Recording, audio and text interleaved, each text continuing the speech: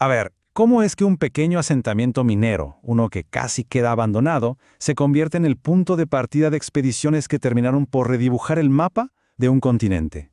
Vamos a meternos de lleno en la increíble historia de la fundación de Santa Bárbara allá en Chihuahua. Y justo con esta frase arranca nuestro viaje. Y no es solo una forma poética de decirlo, ¿eh? Es que literalmente así empezó una saga de ambición, de valentía y de exploración que nació en el corazón del norte de México.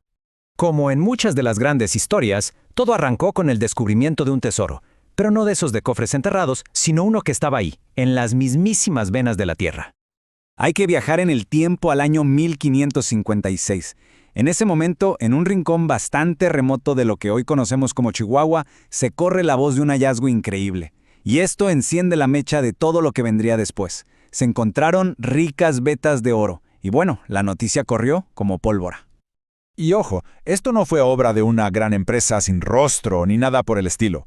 La historia nos da nombres y apellidos. Fue un grupo de hombres muy valientes, liderados por un minero, Juan de la Parra, los que hicieron el descubrimiento. Ellos, sin saberlo, al abrir la tierra estaban cambiando la historia. ¿Y pues qué creen que pasó?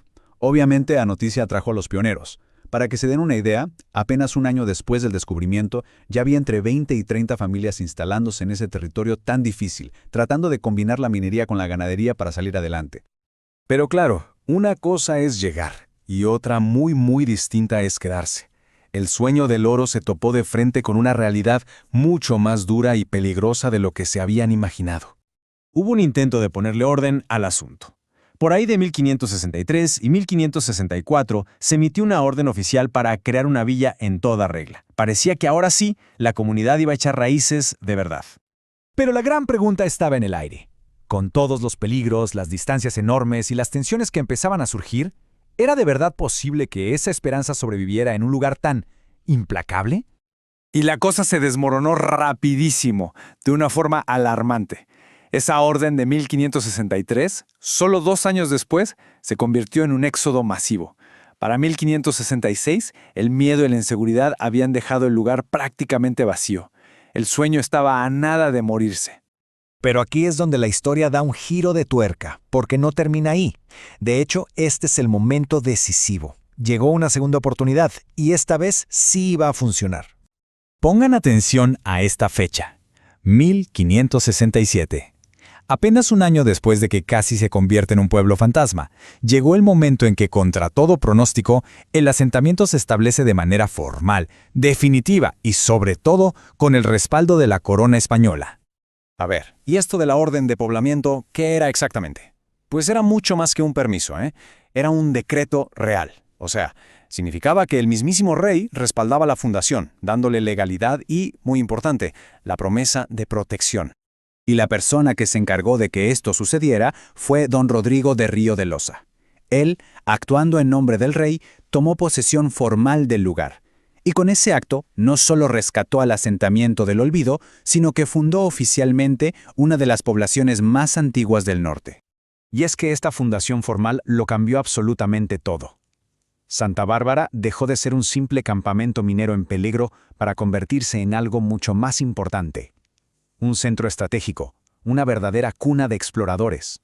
Imaginen que Santa Bárbara se convierte en una especie de base de operaciones, y desde ahí, ¡pum!, empiezan a salir expediciones clave hacia el norte. Primero, la de Sánchez Chamuscado en 1581. Un año después, la de Antonio de Espejo. Cada una fue abriendo camino para la que sería la más grande de todas. Y aquí es cuando pasamos de una historia local a algo mucho más grande. Estas expediciones no eran simples paseos para ver qué había. Estaban literalmente forjando el futuro mapa de América del Norte. Pero el momento clave, el que de verdad cambia el juego, llega en 1598.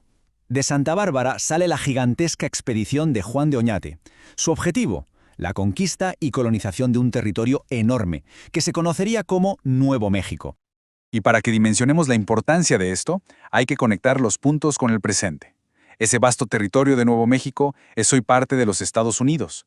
O sea, una historia que empezó en un pueblito minero de Chihuahua, acabó por redibujar las fronteras de un continente. Así que sí, la frase le queda como anillo al dedo. Santa Bárbara se convirtió en eso, una cuna de exploradores. Un lugar que empezó brillando por la promesa del oro, pero cuyo legado terminó brillando con el peso de la historia. Y todo esto nos deja pensando, ¿no? La historia de Santa Bárbara es un recordatorio increíble de cómo los comienzos más pequeños, impulsados por la pura perseverancia, pueden terminar dejando los legados más gigantescos.